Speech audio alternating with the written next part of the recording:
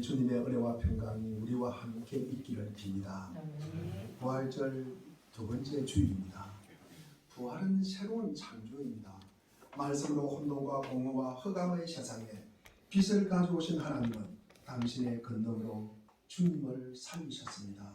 그 하나님께서 우리의 삶 가운데 찾아오셔서 우리의 연약함과 부족함을 아시고 일어나 함께 가자.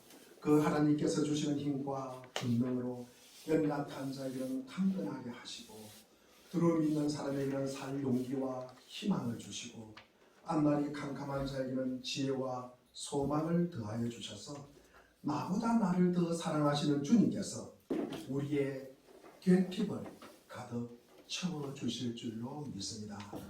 우리는 산상설교에서 팔복의 말씀을 들었습니다. 심령이 가난한 자, 애통한 자, 온유한 자, 의에 줄이고 목마른 자, 긍휼히 여기는 자, 마음이 청결한 자, 화평하게 하는 자, 의를 위하여 박해를 받는 자, 이런 그리스도인의 기본적인 성격이다 라고 말씀을 드렸습니다. 그 다음에 그리스도인의 기능과 목적이 무엇일까? 그리스도인의 기능과 목적이 무엇입니까? 소금과 빛의 삶을 사는 거예요. 이 땅의 어둠을 몰아내고 깨끗하고 부패를 방지하고 그 다음에 그리스도인의 율법과의 관계를 말하였습니다. 율법을 폐하러 온 것이 아니라 완전하게 하려 합니다. 율법을 잘 지킨다는 것은 서기관들과 바리새인들보다 더 나은 의가 아니면 어디에 못 들어간다? 천국에 들어가지 못한다는 말씀이었습니다. 예수님께서 율법을 완전하게 하게 하시는 것은 그분이 이 땅에 인간으로 오심과 그분의 삶과 십자가의 죽음과 부활과 승천하기까지 즉 구약의 약속을 이루시기 위해서 이 땅에 오셨다는 것입니다. 그러면 예수님을 믿고 따르는 우리에게도 율법의 완성이 무엇을 뜻하는가?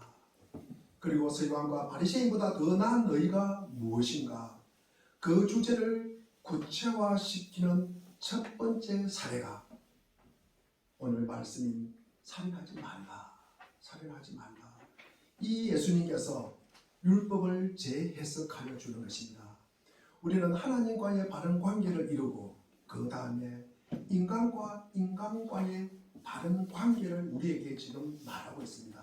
오늘 본문은 모세의 율법과 예수님의 가르침을 비교하는 것 그런 건 아닙니다. 10계명 중에서 제6계명인 살인하지 말라는 말씀으로 이 유대인들이 가지고 있는 이 오류, 특별히 서기관들과 바리새인들이 가지고 있는 이 잘못을 지적하면서 주님이 원하시는 참된 진리가 무엇일까? 그 진리를 밝혀내심으로써 이 율법을 완전하게 하신다는 것입니다. 살인하지 말라. 우리가 살인하지 말라. 제가 제목을 사람을 죽이지 말라라고 하니까 더 무섭대요. 그래서 세 번째 판이나 우리 이렇게 그 뒤에 후에 나온 판은 다 사람을 죽이지 말라라고 되어 있습니다. 그런데 우리가 보는 이 개역 개정판에는 살인하지 말라. 자, 우리가 이 살인하지 말라, 사람을 죽이지 말라는 기본 전제가 뭘까? 기본 전제가 무엇일까? 여러분, 우리가 율법을 이해하는데 굉장히 중요한 내용입니다. 이게 전제가 되게 돼요, 사실은. 이게 전제가 안 되면은 우리가 성경을 이해하고 율법을 이해하는데 굉장히 어려움이 있습니다. 예수님의 가르침을 이해하는 사람들이잖아요. 우리는 믿음의 사람이에요. 그게 나의 필요를 하나님께로부터만 받을 수 있다는 거죠. 나의 필요를 하나님께로부터만 받을 수 있다는 것입니다. 우리가 믿음의 사람이라면, 우리가 하나님의 전지전능하심을 믿는다면, 하나님이 창조주이심을 우리가 믿는다면 우리의 필요를 누가 공급해 주신다? 하나님께서 공급해 주신다는 거예요. 하나님께서만 공급해 주신다는 말씀이라는 것입니다. 그래서 하나님의 사랑과 이웃 사랑이 늘 묶여져 있어요. 하나같이 묶여져 있어요. 하나님 사랑, 이웃 사랑 늘 같이 가는 것입니다. 내 이웃이 내 필요를 채우기 위한 약탈의 대상이 아니라는 거예요. 약탈의 대상이 아니에요. 우리는 우리의 필요를 누구로부터 받는다? 하나님으로 받아요. 그리고 우리의 이웃도 그 필요를 누구에게로부터 받아요? 하나님으로부터 받는 게요. 우리는 우리의 필요를 이웃을 것을 뺏어옴으로써 받는 것이 아니라는 말씀이에요. 우리가 이것이 기본 전제가 되어야 된다는 것입니다. 그래서 우리는 이웃과 나의 필요를 충족하기 위해서 경쟁의 대상이 다 아니다? 경쟁의 대상이 아니라는 말씀이에요. 우리가 이 사실을 꼭 우리가 기억하시기를 바랍니다. 늘 우리는 이 경쟁의 대상이 아니라 오히려 무슨 대상? 사랑의 대상이라는 거죠. 사랑의 대상이다. 우리의 필요뿐만 아니라 우리의 이웃의 필요도 하나님께서 우리에게 넉넉하게 공급해 주신다. 채워주신다고 성경은 우리에게 가르치고 있기 때문입니다. 이게 우리의 삶의 증거가 되기를 바랍니다. 주님께서 공급해 주심으로, 주님께서 공급해 주심으로 내가 이 땅에 굶지 않고 살아가구나. 내가 이 땅에 부를 누리면서 살아가는 것이구나. 우리가 이것을 경험하시기를 바랍니다. 우리가 그 충만함으로 서로 감사하고 그리고 그것을 확인하며 우리가 격려하는 삶이 되시기를 바랍니다. 오늘 본문은 우리 21절에 보니까 사람들에게 말하기를 살인하지 말아라. 누구든지 살인하는 사람은 재판을 받아야 할 것이다 한 것을 너희는 들었다. 우리 출애굽기 20장 13절에 보면은 10계명 중에 제 몇 계명입니까? 살인하지 말라는 말이 몇 계명입니까? 6계명 그렇죠. 6계명에서 살인하지 말라 이 말씀이 기록되어 있는데 오늘 우리 본문의 21절에 보니까 예수님께서 살인하지 말라는 말에서 무엇을 덧붙이고 있습니까? 누구든지 살인하면 심판을 받게 되리라는 내용이 추가가 되어 있습니다. 구약에서 살인은 사람을 죽이는 것만 한정되어 있어요. 사람이 죽는다. 이거는 죽는다. 지금은 판례가 변경됐는가 모르지만 제가 공부할 때는 이게 심장이 멈추면 사람을 죽는 걸로 보고 있어요. 호흡이 멈춘다. 그러니까 심장이 멈춰야 사람이 죽는 것이에요. 그래서 우리가 이 심장이 멈추고 사람이 이게 호흡이 끊는 것 이것을 갖다가 죽는 것으로 한정해 있다는 말씀이에요. 우리가 사람을 죽이는 것이 왜 중한 죄가 될까? 여러분 왜 그렇습니까? 왜 사람을 죽이는 것이 중한 죄를 받을까요? 지금도 행법 250조에 보면은 사람을 죽인 자는 5년 이상 무기 아니면은 사형에 처한다. 가장 중한 죄를 갖다가 두고 있습니다. 물론 존속 살인은 더 중한 죄지만도 이것은 여기에 사람은 뭡니까? 하나님의 형상으로 지음받았기 때문입니다. 사람에게는 하나님의 형상이 있기 때문에 그렇습니다. 그러니까 심판을 받는 거예요. 사람을 죽이면. 그런데 유대인들은 재판관에게 재판을 받으면 재판받은 것으로 끝난다고 생각하는 거죠. 그래서 살인하지 말라는 이 계명을 갖다가 축소를 시켜버립니다. 축소를 시키면 어떻게 됩니까? 이 원래 말씀에 이것이 왜곡이 가미가 되는 것입니다. 우리가 계명을 지키는 이유는 우리가 심판을 면하기 위함이 아니라 하나님을 사랑하고 즐거워하기 때문에 그 말씀에 우리가 지키고 순종하는 것이에요. 그런데 하나님의 이 율법을 제한적으로 축소하거나 아주 교묘하게 왜곡한 것은 이것은 안 된다는 말씀입니다. 그래서 우리가 사람을 죽도록 괴롭혀 놓고 나 그 사람 안 죽였어. 나 그 사람 숨통 안 끊었어. 그래서 나 죄 안 지었다. 나 죄가 없어. 그렇게 말하면 됩니까? 안 됩니까? 안 된다는 말씀이에요. 이렇게 이야기하는 사람이 성경에 나와요. 누굽니까? 누가복음 18장에 보면은 한 부자 청년 관원이 나옵니다. 그가 예수님께 찾아와서 내가 무엇을 하여 영생을 얻습니까? 인간은요 다 구원을 받고 싶어요. 구원을 받고 싶습니다. 그런데 예수님께서 뭐라고 이야기합니까? 계명을 지켜라 그래요. 그러니까 이 관원이 뭐라고 이야기해요? 나 그 계명 지금뿐만 아니라 어려서부터 다 지켰습니다. 그렇게 말씀합니다.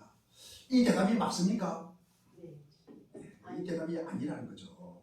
이 계명을 축소하고 왜곡시키고 그렇기 때문에 이런 고백이 나온다는 거죠. 계명을 모두 지켜서 하나님 앞에 의롭다 할 육신이 있습니까? 없습니까? 없어요. 부자 청년 관원은 자기가 계명을 전부 지켰다고 착각하는 것입니다. 우리 로마서 7장 7절 말씀을 우리가 오늘 본문을 통해서 한번 읽어보겠습니다. 7장 7절입니다. 시작.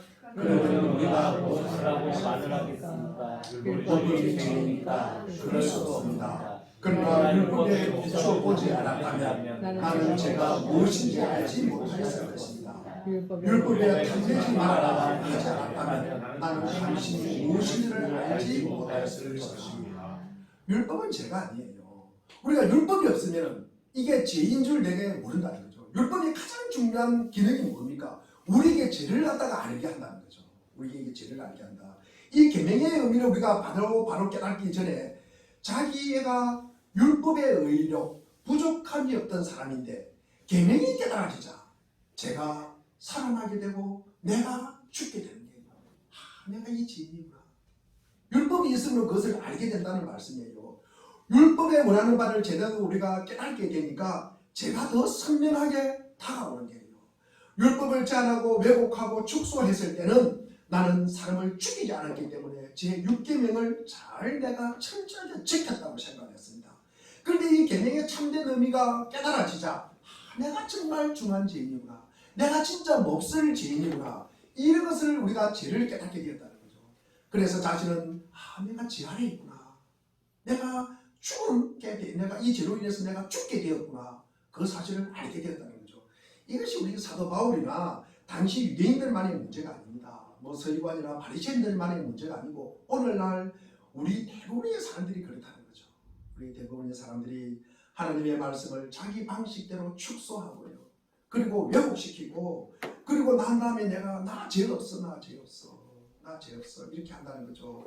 주님은 하나님께서 율법을 주실 때 원하신 듯이 무엇인지를 밝혀주심으로써 율법을 완전하게 하시는 내용이 오늘 본문의 내용입니다. 미움과 욕과 인격 모독은 살인과 같은 것이다. 하나님께서 모세를 통해서 당시 듣는 자인 유대 공동체와 그리고 후대 듣는 자인 우리를 향해서 사람 죽이지 말아라.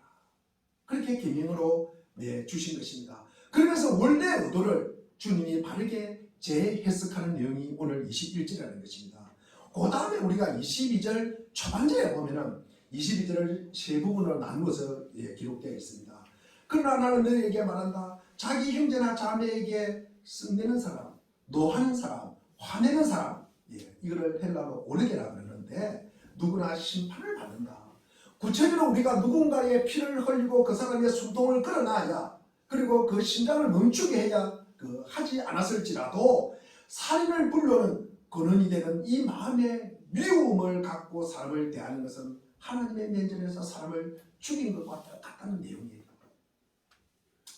사람은 밖으로 드러나는 것만 보지만 하나님은 우리 마음속 중심까지 보고 계십니다. 다시 말하면 사람을 죽이지 말라는 의미가 이 사람의 심장을 멈추게 하거나 호흡을 멈추게 하여 죽이는 것만으로 축소하고 왜곡해서는 안 된다는 말씀이에요. 누군가를 미움이 가득한 마음으로 그를 향해 분노하는 것으로 바라보고 그리고 그 마음을 품고 있다는 것 자체가 살인과 똑같다고 주님께서 말씀하십니다. 세상에서는요 우리가 남을 갖다가 미워하는 마음을 간다 그래가지고 죄를 받아요 안 받아요? 벌을 받아요 안 받아요? 벌금을 내요 안 내요? 안 됩니다. 그러나 하나님께서는 미워하는 마음을 품는 것으로만 너희들은 살인한 것이다. 그렇게 우리에게 말씀하고 있습니다. 요한일서 3장 15절도 보면은 자기 형제를 자매를 미워하는 사람은 누구나 뭐하는 사람이다? 살인하는 사람이다 라고 기록되어 있습니다. 하나님을 믿어서 영생이 있는 사람들은 형제를 향해서 분노하고 미워하는 것이 내 안에 진짜 영생이 있고 내 안에 주의 성령이 있다면 남을 향해서 화를 내고 미워하는 마음을 갖는다는 것은 불가능한 일입니다. 분노하고 미워하는 것은 영생을 얻어서 하나님의 은혜를 안 하는 사람에게는 절대로 어울리지 않는 행함이라는 것입니다. 서기관과 바리새인보다 더 나은 의를 요구받고 있는 성도들에게 합당한 삶의 방식이 아니라는 말씀입니다. 주님은 이같이 우리를 한 걸음 한 걸음 더 주님이 원하시는 대로 우리를 데리고 가는 것입니다. 우리 22절 중간절에도 보면은 자기 형제나 자매에게 뭐라고 한다? 라가, 그죠? 라가. 이 얼간이 멍텅구리라고 이게 표현이 되어 있습니다. 이 라가라는 말은 헬라어 말이죠. 이 말하는 사람은 누구나 공의에 불러갈 것이요. 라가라는 말은 쓸모없는 놈, 그리고 무가치한 놈이라는 뜻입니다. 사람의 인격을 모독하는 거예요.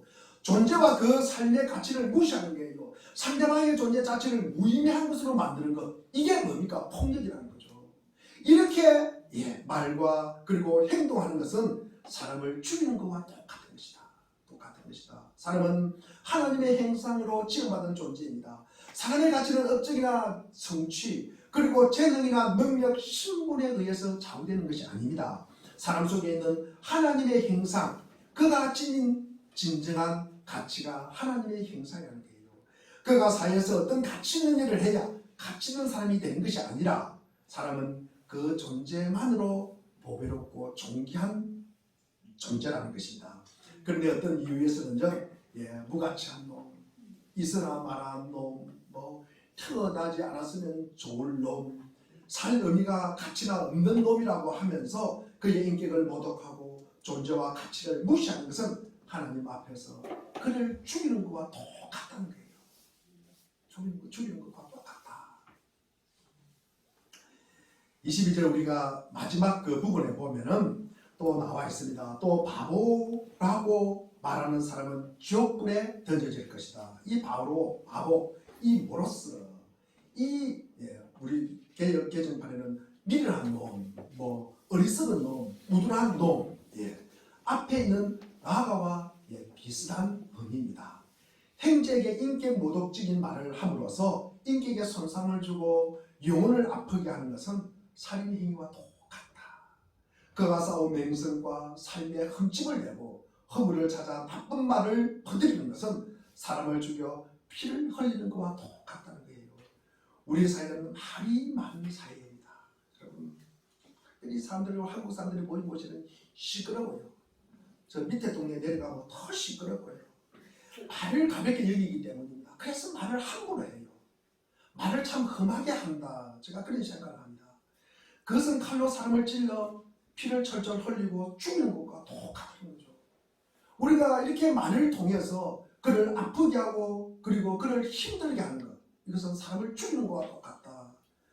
야고보서 우리가 1장 26절에 보면은 누가 스스로 경건하다고 생각하면서 혀를 다스리지 않고 자기 마음을 속이면은 그 사람의 신앙은 무엇이다? 헛된 것이다. 여러분, 예수 믿는다고 하면서 스스로 경건하다고 하면서 혀를 다스리지 못한다.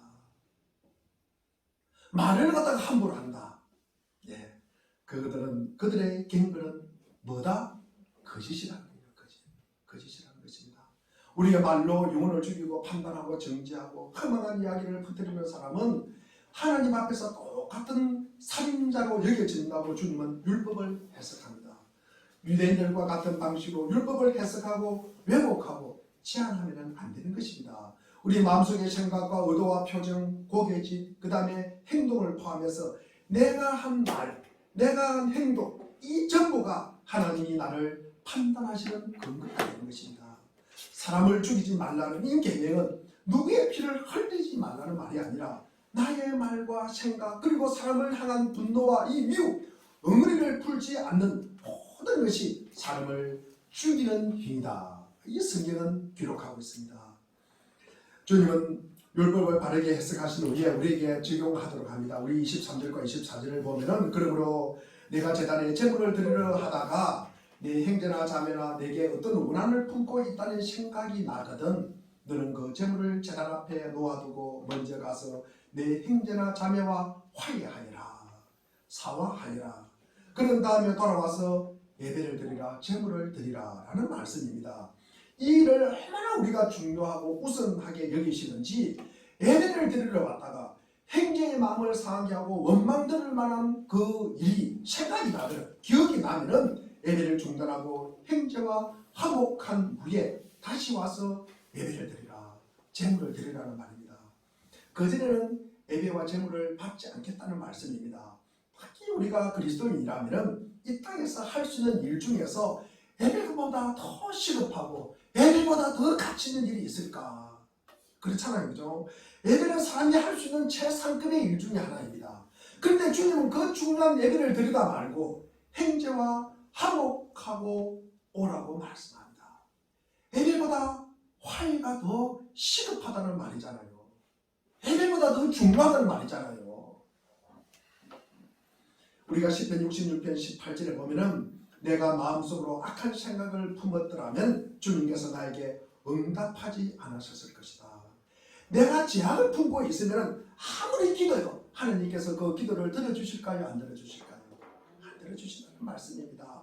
우리 인간의 죄로 어그러진 관계의 회복을 위해서 하나님 앞에 예배드리는 것, 하나님이 무척 좋아합니다. 기뻐하십니다. 그럼에도 불구하고 하나님께서는 제물을 거절한다는 거예요. 예배를 거절하겠다는 거예요. 안 받겠다는 말씀입니다. 그러니까 이게 얼마나 중요합니까? 우리 이사야 말씀을 갖다가 보겠습니다. 이사야 우리 1장 13절에 보면은 우리 13절 한번 읽어보겠습니다. 시작. 다시는 헛된 재물을 가지고 오지 마라. 다 쓸모없는 것들이다. 불안한 것도 나에게 어렵고 좌우한 지혜와 배우를 모으는 것도 참을 수 없으며 거룩한 집회를 열어놓고 헛된 집도 함께 하는 것을 내가 더 이상 견딜 수가 없다. 예배를 드린다고 하면서 이게 주님께서 하신 말씀이 우리가 예배에 집중하고 예배의 3일 하나님을 존중하는 것이 아니라 사람을 존중한다는 말이에요. 그것을 하나님이 싫어한다는 말이에요. 사람을 존중한다는 거죠. 사람을 존중한다. 우리 15절에 이사야 1장 15절, 16절, 17절도 나와 있습니다. 너희가 팔을 벌리고 기도한다 하더라도 나는 거듭 보지 않겠다. 너희가 아무리 많이 기도한다 해도 나는 듣지 않겠다. 너희의 손에는 피가 가득하다. 너희는 씻으라. 스스로 정결하게 하니라. 내가 보는 앞에서 너희의 악한 행실을 버려라. 악한 일을 거치고 옳은 일을 하는 것을 배우라.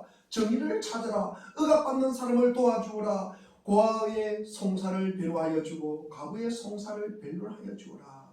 교회 많은 이들이 하나님께 예배를 잘 드리면은 사람들에게 범한 죄를 용서받을 수 있는 것으로 생각을 해요. 절대 그렇지 않습니다. 사마니즘이나 세상의 종교에서는 그와 같은 틀이 있으며 신적인 존재에 내가 공을 많이 들이고 내가 거기에 정성을 쏟으면은 내가 원하는 대로 된다는 거예요. 내가 원하는 것이 무엇입니까? 사람에게 지은 죄를 용서받을 수 있다는 이 보상의 개념이에요. 보상의 개념. 하지만 기독교는 그런 종교가 아니에요. 우리가 어떤 종교적인 성과, 행을 그리고 성과 덕을 갖다가 아무리 공덕을 쌓는다 해도 죄는 절대로 없어지지 않습니다. 내가 그 앞에서 토술하지 않는 한 그 죄는 없어지지 않는 거예요. 사람의 영혼을 상하게 미워하고 누군가를 죽이고 이 같은 나쁜 말 그리고 인격을 훼손하는 말을 하는 것은 하나님께서는 사람을 죽이는 것과 똑같다라고 보는 것이에요. 우리가 오늘 본문 26절도 보면 내가 진리로 너희에게 말한다. 너희가 마지막 한 푼까지 다 갖기 전에는 거기에서 나오지 못할 것이다. 다 갖기 전에 이 말이 무슨 뜻이에요? 형제와의 관계를 회복하지 않으면 너희들 옥에서 나오지 못한다. 너희들이 그 속박의 굴레, 재앙의 굴레, 이 지옥의 굴레에서 절대 벗어나지 못한다라는 뜻입니다. 예배라는 종교의 행위를 하면서 보상이 일어나기를 기대하면 안 되는 게요. 사람의 마음에 미움과 분노를 일으키고 나쁜 말을 쏟아내 인격을 무시하고 모독하고 정오심을 품게 하여서 관계가 어려졌을 때 먼저 그 사람과 화해한 후에 제물을 드려라. 예배를 드리라는 말씀이에요. 이것이 바로 기독교입니다. 교회는 내가 누군가를 미워하지 않으면 된다고 절대로 가르치지 않습니다. 누군가의 생명을 뺏지 않으면 내가 계명을 철저히 지킨 것이다. 그렇게 말하지 않아요. 다른 사람에게 나쁜 말을 안 하고 인격적으로 모독하는 말과 행실을 안 하기만 하면 된다고 그렇게 가르치지 않습니다. 주님이 기대하고 요구하시는 것은 더 적극적이에요. 내 한 생명이 천하보다 귀한 줄 알고 사귀고 사랑하고 아껴주라는 말씀이에요. 그저 미워하지 않고 살인하지 않는 정도에 머무는 거나 그리고 나쁜 관계로 돌아갈 수 있는 행태로 머물지 말라는 말씀입니다. 하나님과 내가 화목하게 된 것처럼 하나님과의 화목한 관계가 인생에 얼마나 부유한 선물과 복을 가져다 주는지를 아는 주님의 백성들처럼 사람들과의 화목을 도모해야 된다는 말씀입니다. 관계가 다 깨어져 버리고 미워하고 경쟁하고 분노하고 억울함을 풀지 않는 이 세상에서 화목하게 하는 도구로 우리를 사용하시겠다는 말씀입니다. 아무런 자격이나 조건, 공로 없는 나를 하나님께서 오직 은혜로 구원하신 것처럼 사람들이 나를 나쁘게 대할 때도 영혼을 살림과 함께 관계의 회복이 주는 이 부여와 은혜 안으로 우리 모두가 들어갈 수 있도록 우리가 그들을 도와주어야 한다는 말씀입니다. 주님처럼 한 영혼을 천하보다 더 귀하고 그리고 사랑하면서 그 사람들을 사랑하기 위해서 내게 있는 무엇이든지 아낌없이 희생하는 만남과 이 관계의 복이 늘 우리에게 펼쳐지시기를 바랍니다. 25절에 보면은 너를 고소하는 사람과 함께 법정으로 갈 때 도중에 얼른 그와 화해하도록 하여라. 그렇지 않으면 고소하는 사람이 너를 재판관에게 넘겨주고 재판관은 행무소 관리에게 넘겨주어서 그가 너를 감옥에 집어넣을 것이다. 이것이 얼마나 중요한지요. 분쟁이 생겨서 재판전으로 가는 도중에 상대를 만나면 재판전까지 가지 말고 길에 있을 때 관계를 회복하여라. 그 어그러진 관계를 빨리 회복하라는 말이요. 얼른 회복하라는 말씀입니다. 우리는 모두 길을 가는 나그네들입니다. 우리의 생은 사람들이 뭐라고 하든 참 재판장이신 하나님이 평가하고 판단하는 것입니다. 재판관이 판결을 내리면 모든 것이 끝납니다. 그분의 판결이 내려지기 전에 우리는 깨지고 어그러진 관계를 먼저 회복하려야 하는 것입니다.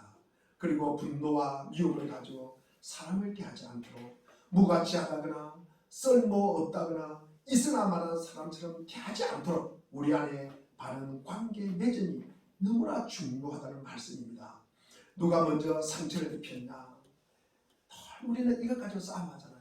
당신이 먼저 그랬어. 누가 먼저 관계의 손상의 원인을 제공했어. 너가 먼저 그랬잖아. 네가 먼저 목소리를 높였잖아. 그러면서 따지는 거예요. 이것은 세상 사람들이 따지는 거예요. 그러나 믿음의 사람은 누가 먼저 원인을 제공했냐? 그것은 별로 중요하지 않습니다. 바른 관계를 맺기 위해 사람을 사랑하고 천하보다 그 생명을 우리가 중하게 여기고 자기의 가진 것을 아낌없이 내놓아 영혼 하나하나를 바꿔내는 사람들이 바로 성도라는 거예요. 예수 그리스도를 따르는 사람이라는 말씀입니다. 우리 로마서 15장 우리 7절 말씀 우리 한번 읽어보겠습니다. 자, 시작. 그러므로 그리스도께서 하나님의 영광을 드러내시려고 여러분을 받아들이신 것과 같이 여러분도 서로 받아들이십시오. 여러분도 서로 받아들이십시오. 어디서 많이 듣던 내용 아닙니까?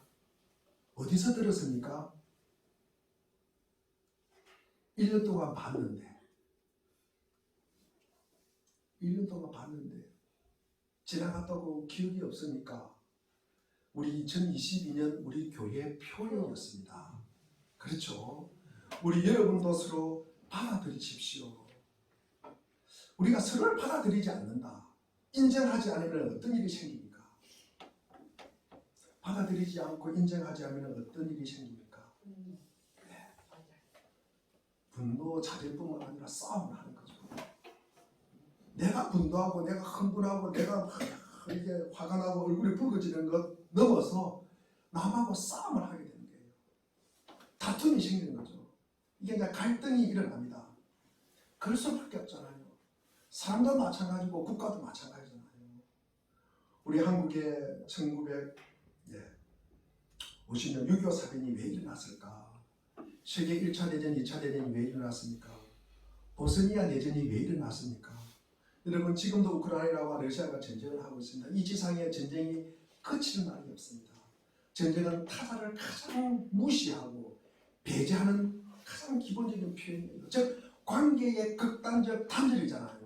사람을 갖다가 죽이는 것이잖아요. 심장을 끊고 호흡을 멈추게 하는 것이잖아요. 그 전쟁에 따라서 가장 비극적인 일이 따라 일어납니다. 여러분 뭐 살인뿐만 아니라 인간을 갖다가 무시하는 강도, 빼앗아가고 방화 뭐 온갖 범죄가 입에 담을 수 없는 일들이 지금 거기에 전쟁에서 일어나고 있잖아요. 여러분 이는 모두 타자를 인정하지 않는 데서 일어나는 일입니다. 타자의 존재를 인정하지 않는다. 우리가 타자의 있음을 갖다가 무시하는 거예요. 우리 타자의 감정을 무시하는 거예요. 그리고 타자의 삶, 타자의 있던 처한 상황, 그리고 타자의 능력 모두 깡그리 짓밟아 뭉개버리는 거예요. 타자를 파괴하고 제거하고 그리고 완전히 자기에게 종속시키고 굴복시키고요. 그리고 무관심으로 유기하는 거예요. 버리는 거예요. 관심 없는 무관심으로. 여러분 그렇게 함부로 대하는 데서 뭐가 나옵니까? 폭력이 나오는 거예요. 그러면서 삶을 죽이는 거예요. 제가 금요일날 배제와 포용, 이 볼프라는 사람이 쓴 이 책의 내용이 이 내용입니다. 보스니아 내전을 기준으로 해가지고 인간이 이렇게 잔혹할 수 있는가? 인간이 이렇게 진짜 무시무시하게 무자비할 수 있는가? 자기 동족이잖아요. 보스니아 내전이잖아요. 그거는. 몰트만이 이 볼프에게 그걸 물어요. 당신은 악한 타자를 받아들일 수가 있느냐? 그러면서 이 볼프가 그 책을 써내려간 내용이 배제와 포용입니다. 그래서 거기서 그냥 폭력이 나오는 거예요. 자, 우리가 왜 그럴까? 이런 걸 한번 생각해 보십시오. 제가 서두에도 말한 전제가 있습니다. 이게 우리가 하나님이 누구신지를 모르기 때문입니다. 다시 말해서 우리의 필요를 공급하시는 분이 하나님이라는 사실을 우리가 모르기 때문에 어떻게 합니까? 그러니까 나의 필요를 누구로부터 채우려고 합니까? 이웃으로부터 채우려고 하는 거예요. 러시아가 필요한 것을 우크라이나에서 채우려고 그러는 거예요. 거기서 뺏어오려고 하는 거예요. 우리의 필요를 공급하시는 분이 누구시다? 하나님이시라는 그 사실을 우리는 만족하고 살아가는 거죠. 그러니까 우리가 이웃과 경쟁하는 거예요. 너가 죽어야 내가 산다. 너가 살면 내가 죽는다고 생각하는 거예요. 그것은 거기에 하나님이 계셔요, 안 계셔요? 하나님이 없어요. 하나님이 공급해 주시는, 하나님이 우리의 필요를 공급해 주신다는 생각이 전혀 거기는 없는 것입니다. 그래서 전쟁을 하는 거예요. 죽기 살기 전쟁을 하는 거예요. 그래서 죽이는 거예요. 그래서 때리고 빼앗아오는 거예요, 여러분. 또 그런 생각으로 뭉쳐진 내 자아. 굉장히 보통 사람들의 인간의 생각이에요. 그 자아가 이 자리 잡고 있는 거예요. 그러니까 우리 갈라디아서 2장 20절에 내가 그리스도와 함께 십자가에 못 박았다. 내 자아를 그리스도와 함께 십자가에 못 박았다. 그게 십자가에 못 박지 못했다는 거죠. 내가 그리스도와 하나 되지 못했다. 연합되지 못했다. 내가 그리스도 안에 있지 못하다. 그렇게 말할 수 있는 것입니다. 그 자아가 살아있다는 거죠. 뭐하게 살아있다? 시퍼렇게 살아있다는 거죠. 시퍼렇게 살아있다. 그 자아가 시퍼렇게 살아있기 때문에 지금도 그 자아가 나를 온전히 지배하고 있는 거예요. 하나님의 말씀이 성령이 나를 지배하는 것이 아니라 이 자아, 이 욕심, 이 경쟁, 이 마음이 나를 갖다가 지배하고 있는 거예요. 그러니까 남 죽이는 거, 내 살기 위해서 남 좀 잘 사는 거 뺏어오는 거, 지에 대한 개념이 없는 거예요, 여러분. 어떻게 하면 내가 많이 뺏어볼까? 여러분, 예배도 마찬가지입니다. 우리가 기도도 마찬가지예요. 금식도 마찬가지입니다. 우리가 성경을 읽고요, 성경 공부를 합니다. 우리가 기도를 해요. 그리고 또 예배를 드려요. 우리가 봉사도 합니다. 뭘 하러 갑니까? 우리가 궁극적으로 이것을 하는 것은 뭡니까? 내가 더 하나님과 가까이 가는 거예요. 내가 더 예수님을 닮아가는 거예요, 여러분. 그런데 우리가 하나님과 보다 깊은 그 관계를 맺으려고 우리가 이렇게 하는 것입니다. 오늘 우리가 예배를 드리고 우리가 말씀을 듣는 것도 그 때문이에요. 우리가 특정 기간을 지나서 사순절 기간에 우리가 금식하면서 때로는 새벽 예배를, 특별 새벽 예배를 드려요. 그러면서 우리의 삶 속에서 한 잔 두 잔 먹는 술도 끊고요. 담배도 끊고요. 노름하는 사람 노름도 끊고요. 그리고 미디어 금식이라고 해가지고 인터넷 나쁜 거 그런 거 오락 게임 같은 거 안 보고 우리 특별히 이제 우리 그 청소년들 담당하는 분들은 미디어 금식이라고 해가지고 휴대폰 안 보기 그런 거 안 보기 오락 게임 안 하기 이런 것도 막 정해가 합니다. 사순절 기간 동안에. 하지만 이 기간 동안 그리고 이 기간이 지난 후에 내 심령이 더 가난해지고 내가 더 애통하고 더 온유하고 내가 더 의해주려고 목마르고 내가 더 긍휼하게 되고 내가 더 마음이 청결하게 되고 내가 더 화평하게 되고 더 하나님과 의에 줄이고 목마름이 우리가 전가되지 않는다면 하지 않는 것이 좋잖아요. 하자는 것이 좋잖아요. 우리가 예배를 드리면 드릴수록 더 하나님을 가까이 하고 그분에게 더 순종하고 그분을 닮아가고 성령의 인재를 경험해야 되는데 예배를 드리면 드릴수록 타인을 정죄하고 비방해요. 타인을 정죄하고 비방해요. 봉사를 하면 할수록 뭡니까? 우리는 하나님을 자랑하고 십자가를 자랑해야 되는데 나 봉사했다고 내 자신을 자랑해요. 성경을 읽으면 읽을수록 우리가 그 말씀이 살아 역사하셔서 그 말씀이 나를 지배하도록 해야 되는데 오히려 뭡니까? 나는 남이 모르는 지식을 가지고 있어. 몇 장 몇 절에 그것이 나오지. 그 지식의 교만함이 기도를 하면 할수록 우리가 하나님의 그 헤아림 그것이 이해가 되게 되는데 누구는 기도 안 해. 그러면서 내 어깨만 더 기부수가 되는 거예요. 그러면 안 하는 게 좋잖아요. 안 하는 게 좋잖아요. 우리가 술 끊고 담배 중단하고 미디어 끊고 우리가 오락을 중단했다는 것 그 자체만이 목적이라 그러면은요 그것은요 굉장히 엄청나게 위험한 것입니다. 서기관과 바리새인보다 더한 게요. 그것은 내가 지금 여기 있다는 것이 위로가 되십니까? 내가 지금 예배를 드렸다는 것을 만족하십니까? 내가 예배를 통하여 하나님께 더 가까이 가는 일이 없다면 별 의미가 없는 거예요. 예배를 드린다는 별 의미가 없는 거예요. 예수님께서 말씀하시는 것이 바로 이것입니다. 우리가 삶을 죽이는 것은 하나님으로부터 필요를 공급받지 못하는 사람들이 저지를 수밖에 없는 일이에요. 그것은 아니 이게 삶을 죽여야 내가 배를 채우잖아요. 그 사람들은 하나님이 공급해 주신다는 것을 조금도 생각하지 않는 사람들이에요. 우리가 화를 낸다. 우리가 분노를 낸다. 이것은 뭡니까? 스스로의 필요를 채울 수 없는 이 인간의 최후의 바람이지 않습니까? 내가 화를 내는 거예요. 내 뜻대로 안 된다는 거죠. 내 기분대로 안 된다는 거죠. 내가 배를 채울 수 없다는 거예요. 그래서 화가 나는 거예요. 여러분. 화가 나는 거예요. 남을 바보라 그러고 얼간이라 그러고 바람 뭉개고 그러는 거예요. 그러면서 얄팍한 내 우월감을 느끼고 그것을 위해서 그렇게 하는 거예요. 그것이 뭡니까? 자기 자신에 대한 진실이잖아요. 자기 자신에 대한 사실이라고요. 그것이 우리가 그것을 깨달아가는 거죠. 그 깨우침이 없으면요 여러분 삶이 헛것일 가능성이 많습니다. 우리가 살면서 인간이 인간에게 가장 필요한 것이 무엇일까? 여러분 우리가 살면서 이 땅을 살아가면서 우리가 인간이 인간에게 가장 필요한 것이 무엇이에요? 여러분